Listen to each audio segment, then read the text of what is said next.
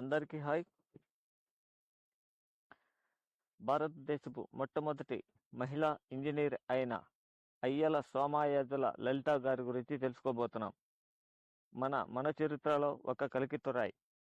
మద్రాస్ 1930లో ఒక అమ్మాయి 15 ఏళ్లకే పెళ్ళయింది. 18 ఏట తల్లి అయింది.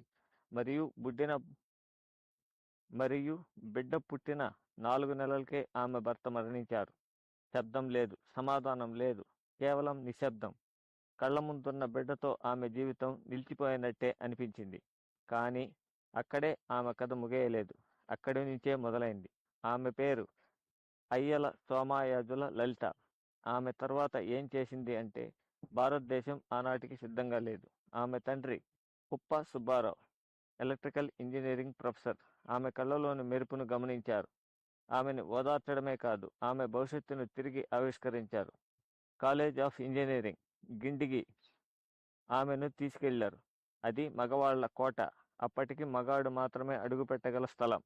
అలా అనుకున్నారంతా. కానీ ఆమె అడుగుపెట్టింది. 1943 ఆమె ఎలక్ట్రికల్ ఇంజనీరింగ్ డిగ్రీతో బయటకు వచ్చింది. భారతదేశపు మొట్టమొదటి మహిళా ఇంజనీర్. ఎటువంటి కోటాలు లేవు, ఎటువంటి ఉద్యమాలు లేవు, కేవలం ధైర్యమే. ఇతరులు గుసగుసలాడినప్పుడు ఆమె బాక్రా నంగల్ ప్రాజెక్టు కోసం ట్రాన్స్మిషన్ లైన్లను డిజైన్ చేసింది. గోశాలు గోడలు కడుతున్నప్పుడు ఆమె వెలుగు ఆనందిస్తూ భవిష్యత్తును నిర్మించింది. ఆమె ఏఈఐ అసోసియేటెడ్ ఎలక్ట్రికల్ ఇండస్ట్రీస్ కోల్కతాలో చేరింది. 30 ఏళ్ల పాటు పనిచేసింది. సిస్టమ్స్ రూపొందించింది, లోపాలను సరిచేసింది. ఇంగ్లీష్ యంత్రాలను భారతీయ కళలలో నింపింది. విధవలైన వారు ప్రయాణించకూడదు అన్న దురాచారాల వల్ల సైట్ విజిట్లు ఆమెకు లభించలేదు. కానీ ఆమె ప్రతిభ ప్రయాణించింది. ఆమె టేబుల్ మీదే విద్యుత్ లైన్లు తీర్చిదిద్దింది. ఆమె గొంతెత్తి మాట్లాడలేదు, వాదించలేదు. ప్రతిరోజు తన పనితో చరిత్రను మలిచింది. 1964 న్యూయార్క్ మహిళా ఇంజనీర్లు మరియు శాస్త్రవేత్తల మొదటి అంతర్జాతీయ సమావేశం. ఆమె అక్కడ ఉంది, ఒక చీరలో, ఆమెకు పేరే తెలియని దేశం తరపున. 1966 నాటికి ఇన్స్టిట్యూట్ ఆఫ్ ఎలక్ట్రికల్ ఇంజనీర్స్ లండన్కి పూర్తి సభ్యురాలిగా ఎన్నికైంది.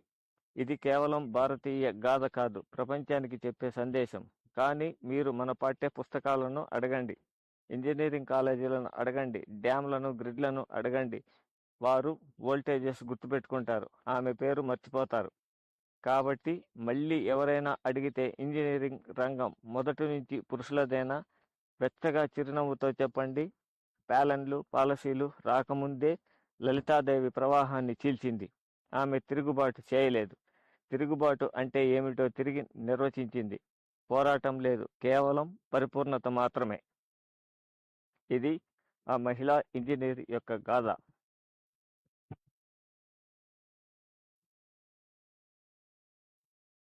మొట్టమొదటి మహిళా ఇంజనీర్ వారసత్వం. లలిత 1979లో బ్రెయిన్ అన్యూరిజం కారణంగా మరణించారు. భారతదేశపు మొట్టమొదటి మహిళా ఇంజనీరుగా ఆమె వారసత్వం కొనసాగుతోంది. నేటికి ఇంజనీరింగ్లో మహిళలకు స్ఫూర్తిగా నిలుస్తున్నది.